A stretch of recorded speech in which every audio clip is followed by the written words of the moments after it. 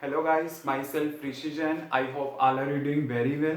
Now students, in continuity with the previous lecture related to the important questions of the current electricity, we have next problem is two wires, one of manganese and other of copper have equal length and equal resistance. आपके पास to wires हैं, दोनों का basically length same है आपके पास और दोनों का ही resistance क्या है, सेम है. Which one of these wires will be thicker. आपने बताना है कौन सी वायर क्या होगी, थिकर होगी. थिकर का मतलब क्या है, बेसिकली इसका एरिया ऑफ क्रॉस सेक्शन आपने बताना है कि किस केस में ज्यादा होगा. जिसका एरिया ऑफ क्रॉस सेक्शन ज्यादा होगा इट मींस वो वायर क्या होगी, आपके पास ज्यादा थिकर होगी. Clear. You know very well relation कि आपके पास क्या है, R equal to rho L by A. ये आपके पास है.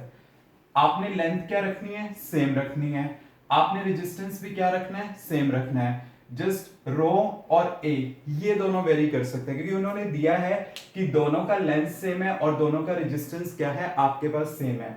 तो मतलब आपके पास क्या है, लेंथ और ये तो मेरे पास क्या हो गए, कांस्टेंट हुए दोनों के लिए. तो अगर मान लो मैं इस टाइप से लिखता हूं, आर इक्वल टू रो, एक मैंने लिखा फॉर द मैंगनीज, ठीक है, लेंथ सेम रखनी है और एरिया मैंने किसका लिखा, यहाँ पे मैंगनीज का लिखा. And other for copper, copper के लिए मैंने इस टाइप से लिखा L बाय ए कॉपर, इस टाइप से लिख लिया. L दोनों का क्या लेना है मैंने, सेम, और ये भी, तो दोनों को इक्वेट कर दूंगा. Rho M L by A M equal to क्या होगा, rho C U L by A C U. आपके पास ये L से L कैंसिल आउट हो जाएगा. अब आप इसको इस साइड शिफ्ट कर दो, A copper divide by A manganese equal to क्या होगा, rho copper divide by rho manganese. And you know very well कि कॉपर मेरे पास एक मेटल है और मैंगनीज एक मेरे पास अलॉय है. तो इसका मतलब क्या है कि आपके पास जो रेजिस्टिविटी कॉपर की होगी वो लेस होगी as compared to the resistivity of the manganese. तो इसका मतलब क्या हुआ कि rho C U divide by rho M मेरे पास क्या आएगा, लेस देन 1 आएगा. अगर ये टोटल फैक्टर लेस देन 1 है तो इसका मतलब क्या है, A C U divide by A M वो क्या होगा मेरे पास, लेस देन 1. तो आपके पास क्या होगा, ए सी यू लेस देन क्या होगा, ए एम होगा. मतलब एरिया किसका ज्यादा होगा, एरिया ऑफ क्रॉस सेक्शन किसका ज्यादा होगा, मैंगनीज का ज्यादा होगा. उसकी वायर क्या होगी, आपके पास ज्यादा थिकर होगी. Clear students, any doubt? Now student next question is IV graph for a metallic wire at two different temperatures T1 and T2 is shown in the figure. Which of these two temperature is higher and why? Metallic wire है means एक तरह से conductors की बात करी गई है, तो आपने उसी के बारे में डिस्कशन करनी है, मेटल्स के बारे में बेसिकली.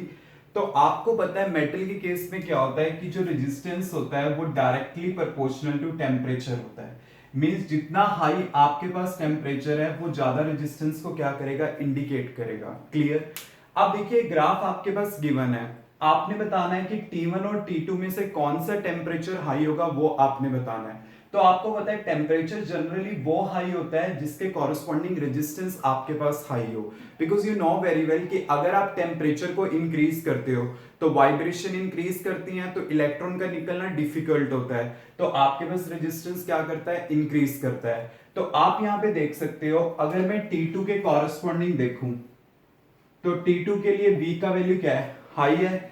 और आपको पता है R इक्वल टू क्या होता है by the Ohm's law, V bye I होता है. तो T2 के लिए आपके पास क्या है, V का वैल्यू हाई है, तो यहाँ पे R का वैल्यू इसके लिए क्या होगा, हाई होगा.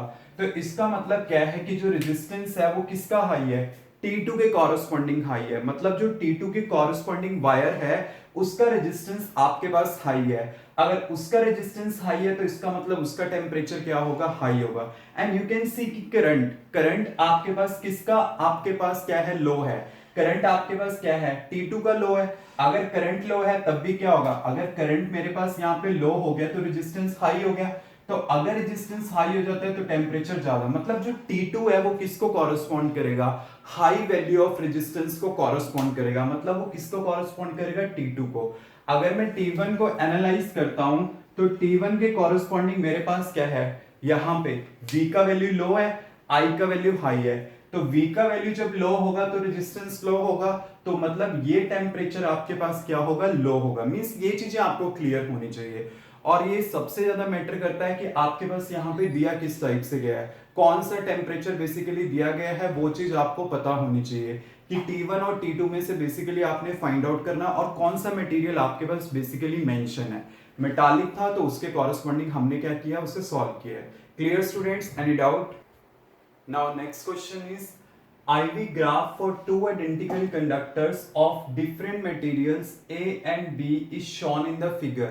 मतलब A और B के लिए आपके पास एक ग्राफ आपको शो कर रखा है। Which one of the two has higher resistance? आपने बताना है कि which one of the two has a higher value of the resistance, वो यहाँ पे आपने इंडिकेट करना है। Clear students? तो देखिए क्वेश्चन को हम करेंगे कैसे। आपको ये चीज पता है कि अगर ये आइडेंटिकल कंडक्टर हैं, अगर ये आइडेंटिकल है तो इसका मतलब क्या है, इनका लेंथ सेम होगा, इनका area of cross section same होगा। बट रेजिस्टिविटी क्या है, आपने बतानी है कि किसकी आपके पास हाई होगी, मतलब मटेरियल क्या है वो डिफरेंट है। क्लियर? आपको ये रिलेशन पता है कि R इक्वल टू क्या होता है, रो L बाय A होता है। अगर आइडेंटिकल है, L और A तो सेम चलेगा, तो मतलब क्या हो गया, R प्रोपोर्शनल टू रो हो गया। मींस जिसका आपके पास रेजिस्टेंस हाई होगा उसी की रेजिस्टिविटी क्या होगी, हाई होगी। अब देखिए अगर मैं यहाँ पे वायर B को देखता हूं तो इसके लिए क्या है, V का वैल्यू हाई है और A के लिए V का वैल्यू क्या है, लो है। आपको पता है R इक्वल टू क्या होता है, V bye I by the Ohm's law. तो मतलब क्या है कि जिसके लिए आपके पास V का वैल्यू हाई है वहां पे R का वैल्यू इसके लिए क्या होगा, हाई होगा। तो इसका मतलब क्या है, वो B के लिए ना, B के लिए V का वैल्यू क्या है, हाई है। तो इसका मतलब क्या हुआ कि इसका रेजिस्टेंस क्या हुआ, B का ज्यादा हुआ। तो मैं कह सकता हूं कि जो RB है वो किससे ज्यादा है, RA से ज्यादा है। अगर RB आपके पास हाई है तो इसका मतलब क्या होगा, जो रो B होगा वो रो A के कंपैरेटिवली क्या होगा, ज्यादा होगा। तो आपका आंसर क्या होगा यहाँ पे कि जो रो B आपके पास है रो A के कंपैरेटिवली क्या है, ज्यादा है यहाँ पे। मतलब आपने रेजिस्टिविटी की सेंस में देखना है कि क्या आंसर आपके पास होगा। और सबसे बड़ी बात पता है क्या है, यहाँ पे गिवन है आपके पास आइडेंटिकल कंडक्टर्स। तो आइडेंटिकल कंडक्टर्स का मीनिंग आपके पास क्या होगा कि वो जो कंडक्टर्स हैं वो आपके पास लेंथ और एरिया सेम है और रेजिस्टिविटी आपने बतानी है, so the material can be different. तो वो सिर्फ रेजिस्टेंस की सेंस में चेक होगा कि किसका आपके पास रेजिस्टेंस ज्यादा है या कम है। तो उसके बेसिस पे मैंने क्या किया है, यहाँ पे जज किया by the Ohm's law. Clear students, any doubt? Students, remaining question we will discuss in the next video.